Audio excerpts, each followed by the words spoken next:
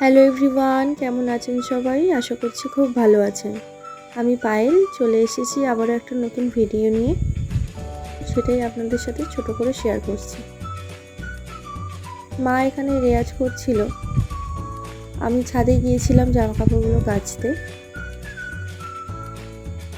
পায়রাকে খেতে দেবো, তাই জলগুলো একটু পরিষ্কার করে পাত্রের মধ্যে ঢেলে দিচ্ছি। পায়রাকে খাবারও দিয়ে দিলাম। ম্যাড্রাস পায়রাটা চান করতে আরম্ভ করে দিয়েছে, জল দিতে না দিতেই। ওইদিকে পায়রাটা উড়ে গেল, আবার চলেও আসবে। এই কদিন আগে তো আপনাদের দেখিয়েছি পায়রাতে ডিম দিয়েছে, এখনও বাচ্চা হয়নি, মানে ডিম থেকে এখনও ফোটেনি বাচ্চাগুলো।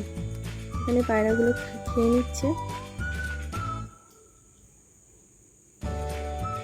যে আকাশটা কি সুন্দর হয়েছিল। এখানে আমি জামা কাপড়গুলো কেচে নিচ্ছি। আর আজকে ভীষণ গরম ছিল, এই যে মেঘগুলো দেখেই বুঝতে পারছেন আজকে ভীষণ রোদ্দুরও উঠেছিল। জামা কাপড় ধোয়া আমার হয়ে গেছে, এখানে মেলে দিচ্ছি জামা কাপড়গুলো। আমার ভিডিও যদি আপনাদের ভালো লাগে চ্যানেলটি সাবস্ক্রাইব করবেন, লাইক কমেন্ট করবেন। সব কাজ শেষে আমরা একটু খেতে বসে পড়েছিলাম, মুড়ি খাচ্ছিলাম আজকে।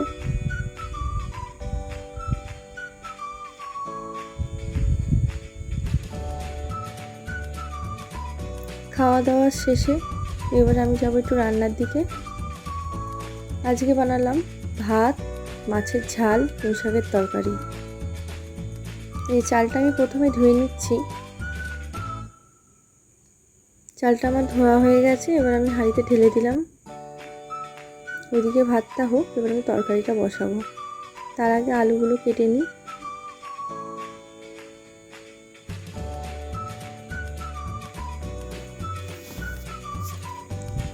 আমার ভিডিও আপনারা কোথা থেকে দেখছেন অবশ্যই কমেন্টে জানাবেন, আর যদি ভালো লাগে লাইক কমেন্ট করে দেবেন। এবার আমি একটু ভাতটা দেখে নেব, ভাতটাও হয়ে গেছে। মা ওইদিকে মাছটা একটু দেখছিল।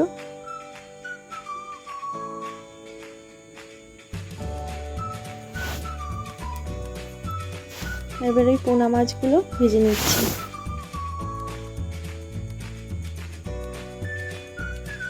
মশলাগুলো একটু বেটে নিচ্ছি। এবার মাছের ঝাল করার জন্য টমেটো, পেঁয়াজ, একটু চিনি দিয়ে ভালো করে আগে মশলাটাকে কষিয়ে নিচ্ছি। লঙ্কা, হলুদ গুঁড়ো। এবার করব কাতলা মাছের তেল। মাছের তেলটাও খুব ভালো ছিল, জানেন তো। এটা হয়ে গেছে আমাদের। তেলটা হয়ে যাওয়ার পরে আমি পুঁই শাক চচ্চড়ি করছিলাম।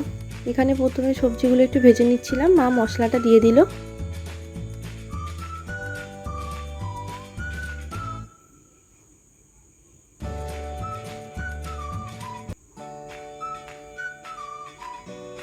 তারপর মাছের মাথাগুলো মা দিয়ে দিল, একটু জলও দিয়ে দিলাম। শাকগুলো এবার কড়াইতে দিয়ে দিলাম। এগুলো এবার আস্তে আস্তে সিদ্ধ হবে। খাওয়া দাওয়া করার পরে বিকেলবেলা চলে গিয়েছিলাম ছাদে, একটু ব্যায়াম করছিলাম।